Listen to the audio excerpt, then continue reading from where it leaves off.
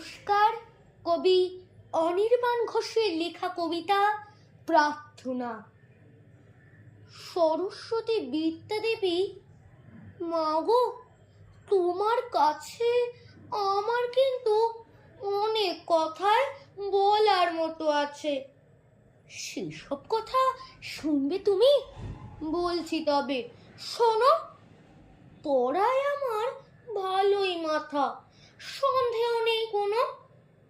এই বছরের পরীক্ষাতে মাত্র 2 নম্বরের একটা অঙ্ক ছেড়েছি, তাই বকবে এমন করে?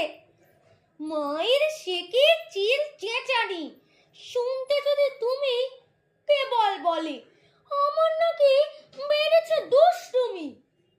দুষ্টুমিটা করব কখন? আমার কত কাজ। ঠিক কিরকম ব্যস্ত থাকি আছে কি আন্দাজ? যেমন ধরো, সাত সকালে মা ডেকে দেন বকে, ঘুম কি অত সহজে যায়? লেগেই থাকে চোখে।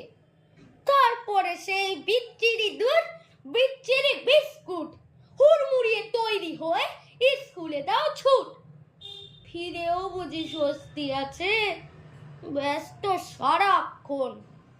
গানের টিচার, আঁকার টিচার, নানান টিউশন।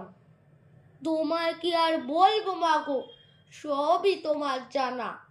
এই করো না, ওই করো না, হাজার নিষেধ মানা।